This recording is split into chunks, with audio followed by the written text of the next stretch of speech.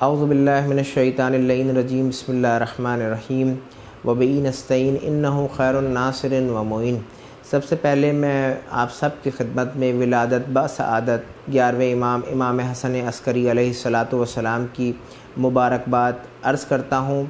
اور اللہ سے دعا کرتا ہوں کہ بار الہ اس مولود کے طفیل میں ہم سب کے تمام گناہان کبیرہ و صغیرہ کو معاف فرما۔ امام حسن عسکری علیہ الصلاۃ والسلام کی زندگی کی اگر ہم بات کریں یا زندگی کے اوپر اگر ہم غور کریں تو خود 11ویں امام حسن عسکری علیہ الصلاۃ والسلام نے اپنی مختصر زندگی میں، یعنی امام کی زندگی صرف 28 برس تھی اور 28 سال میں آپ کو شہید کر دیا گیا اور آپ ظاہراً اس دنیا سے رخصت ہو گئے، لیکن اس 28 سال کی کم سن عمر میں آپ نے اپنے چاہنے والوں کو، اپنے شیعوں کو، آپ سے محبت کرنے والوں کو بہت سارے پیغام آپ دے کر کے گئے ہیں۔ اگر ہم امام حسن عسکری علیہ الصلاۃ والسلام کی زندگی کے اوپر غور کریں اور زندگی کو دیکھیں اور پڑھیں و مطالعہ کریں تو ہمیں بہت سارے پیغامات امام حسن عسکری علیہ الصلاۃ والسلام کی زندگی سے ملیں گے، جس میں خود آپ نے زندگی کس طرح سے گزاری جائے، زندگی کا طریقہ کیا ہونا چاہیے، اخلاق کیا ہونا چاہیے، انسان کا معیار کیا ہونا چاہیے، اور زندگی میں نظم کتنی ضروری ہے، سسٹم کتنا ضروری ہے، اور بہت سارے پیغام ہیں کہ جو ہماری زندگی کے لیے آج اہم ہیں، اور بہت سارے مسئلے ہیں کہ جو ہماری زندگی کی آج ضرورت ہے، جن میں خاص طور سے ایک مسئلہ جو آج ہم کو دیکھنے کو ملتا ہے اور جو اس کی ضرورت ہے وہ ہے خمس کا مسئلہ۔ بہت سارے لوگ خمس سے متعلق سوال کرتے ہیں، پوچھتے ہیں کہ خمس کہاں سے آیا، کیسے آیا، خمس کا طریقہ کیا ہے، بہت سارے سوال ہیں۔ اس مختصر وقت میں میں تمام باتوں کو تو بیان نہیں کر سکتا آپ کی خدمت میں، لیکن مختصر بہت ساری چیزیں ہیں جو میں آپ کی خدمت میں بیان کرنا چاہتا ہوں۔ یہ سسٹم ظاہراً آفیشیلی طور کے اوپر 11ویں امام حسن عسکری علیہ الصلاۃ والسلام کے زمانے اور دور میں لوگوں کے سامنے آ گیا تھا اور لوگ سمجھ گئے تھے۔ خود پیغمبر کے زمانے میں یہ سسٹم تھا، لیکن خود 11ویں امام کے زمانے میں آتے آتے لوگ اس سسٹم کو سمجھ چکے تھے، لہٰذا جو آپ کے چاہنے والے تھے، جو آپ کے شیعہ تھے، جو آپ کے محب تھے اور آپ سے محبت کرنے والے تھے، وہ دور دراز کے علاقوں سے اور دور دراز کے شہروں سے آپ کے پاس آیا کرتے تھے رقومات شرعی لے کر، یعنی خمس کے پیسوں کو لے کر کے۔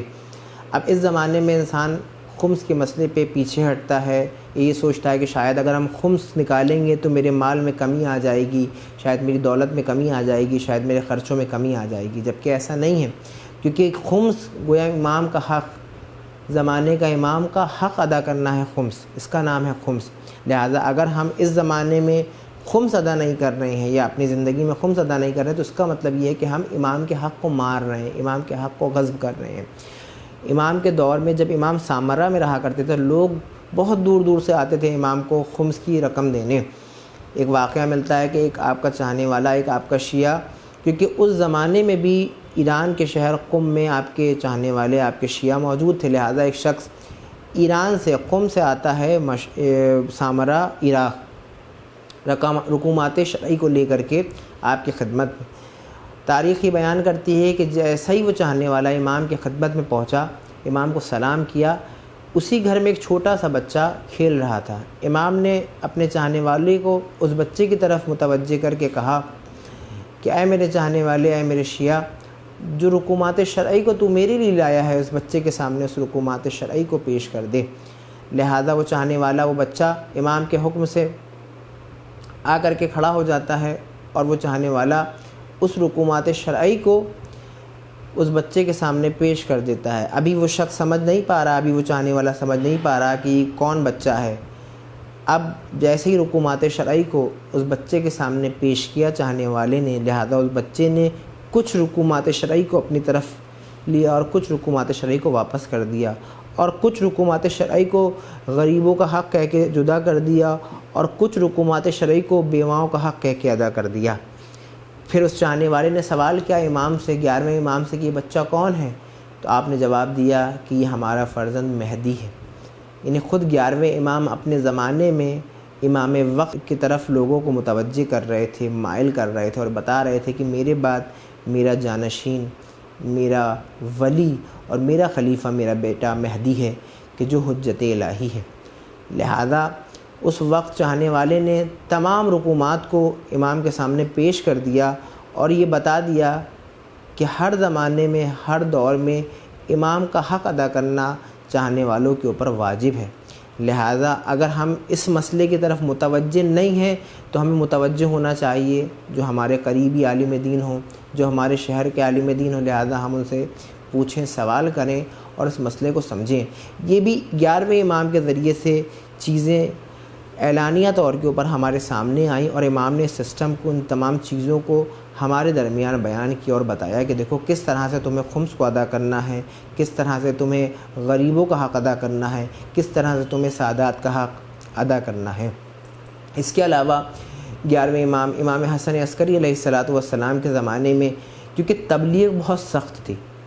خود امام کے زمانے میں امام کو جب قید کر لیا گیا تھا تو کسی کو اجازت نہیں تھی، کیونکہ بنی عباس کا زمانہ تھا، دور تھا،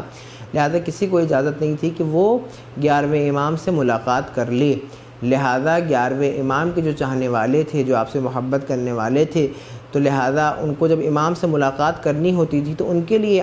امام نے خود اپنے نمائندوں کو بھیجا ان کے درمیان، اور بھیجنے کے بعد یہ پیغام بھجوایا کہ اگر ہمارے کسی چاہنے والے کو کوئی مسئلہ پیش آ جائے، کوئی مشکل پیش آ جائے، کوئی شرعی عذر پیش آ جائے، لہذا وہ ہمارے نمائندوں کی طرف متوجہ ہو، وہ ہمارے نمائندوں سے جواب حاصل کرے، جو جواب وہ دیں گے وہی ہمارا جواب ہوگا۔ یعنی امام کی تائید نمائندوں کو اس زمانے سے حاصل تھی۔ یعنی یہ دو چیزیں کہ جو آج ہمارے سوسائٹی میں اور معاشرے میں عام ہیں، ایک خمس کا مسئلہ اور دوسرا مرجعیت کا مسئلہ، خود یہ امام کے زمانے میں امام کی اجازت سے حاصل تھی نمائندوں کو یہ تمام چیزیں۔ لہذا اس زمانے میں اگر آ کر کے کوئی مخالفت مرجعیت کی کرتا ہے یا خمس کے مسئلے کی مخالفت کرتا ہے تو گویا کہ یہ خمس کے مسئلے کی مخالفت نہیں ہے یا مرجعیت کی مخالفت نہیں ہے، بلکہ یہ امام وقت کے حکم کی مخالفت ہے۔ لہذا اس طرف ہمیں متوجہ ہونا چاہیے، جو چیزیں ہمیں نہیں پتہ ہیں ہمیں ان کو علماء سے یا جو لوگ ان چیزوں میں ماہر ہیں ان سے پوچھنا چاہیے اور دریافت کرنا چاہیے۔ لہٰذا آپ دیکھیے کہ خود 11ویں امام کے زمانے میں تبلیغ کتنی سخت تھی، لیکن امام نے ایسے نمائندے انتخاب کیے تھے کہ جو اس سخت دور میں بھی دین کے پیغام لوگوں تک اور مسلمانوں کے درمیان پہنچا رہے تھے۔ تاریخ یہ بیان کرتی ہے کہ جو آپ کے چاہنے والے مختلف علاقوں میں تبلیغ کیا کرتے تھے، کیونکہ اس زمانے میں سختی تھی، لہذا امام کے خاص نمائندے کوئی سبزی والا بن کے، کوئی گھی والا بن کے شیعوں کے علاقوں میں جاتا تھا اور جا کر کے کھٹکھٹاتا تھا، دق الباب کرتا تھا ان کے دروازوں پہ شیعوں کے، تو اس وقت شیعہ سمجھ جاتے تھے کہ امام وقت کا نمائندہ ہے، لہٰذا وہ اپنے برتن میں ایک پرچی لکھتے تھے، ایک عریضہ لکھتے تھے اور اس عریضے کو برتن میں رکھ کے امام کے نمائندے کے سامنے پیش کر دیتے تھے۔ امام کا نمائندہ برتن کو لیتا تھا، اس پرچی کو نکالتا تھا اور واپس ان کے جواب کو اسی برتن میں رکھ کے دے دیا کرتا تھا، تاکہ اس زمانے کی حکومت کو اور ظالم حاکموں کو شک نہ ہو یا ان کی سپاہیوں کو شک نہ ہو کہ آخر کس طرح سے دین عام ہو رہا ہے، کس طرح سے تعلیمات اہل بیت عام ہو رہی ہیں۔ لہذا ایسا دور اور زمانہ گزرا ہے تاریخ میں کہ ایسے زمانے میں، ایسے سخت ترین زمانے میں بھی ائمہ معصومین علیہ السلام نے لوگوں تک پیغام اسلامی کو اور تعلیمات اسلامی کو عام کیا ہے۔ لہذا آپ دیکھیے کہ لوگ انتظار کیا کرتے تھے کہ کب امام کا نمائندہ آئے گا اور کب امام کا پیغام ہمیں سننے کو ملے گا اور دیکھنے کو اور پڑھنے کو ملے گا۔ لہذا یہ تمام چیزیں واقعاً ہمارے لیے قابل غور ہیں کہ ہم اس دور کو دیکھیں اور اس زمانے کو دیکھیں۔ لہذا اس زمانے میں کہ جب ہمارے امام ظاہراً ہمیں نظر نہیں آتے ہیں لیکن ظاہراً موجود ہیں، تو لہٰذا ہمیں چاہیے کہ ہم اپنے زمانے کے امام کی رضا کے مطابق اور اپنے زمانے کے امام کے مزاج کے مطابق اپنی زندگی کو ڈھالیں، تاکہ جب ہمارے زمانے کا امام ظہور کرے تو ہمارا شمار بھی امام کے خاص چاہنے والوں میں ہو، خاص شیعوں میں ہو، اور جب امام وقت ہمیں طلب کرے تو ہم اس وقت پوری طریقے سے آمادہ اور تیار ہو جائیں۔ والسلام علیکم ورحمۃ اللہ وبرکاتہ۔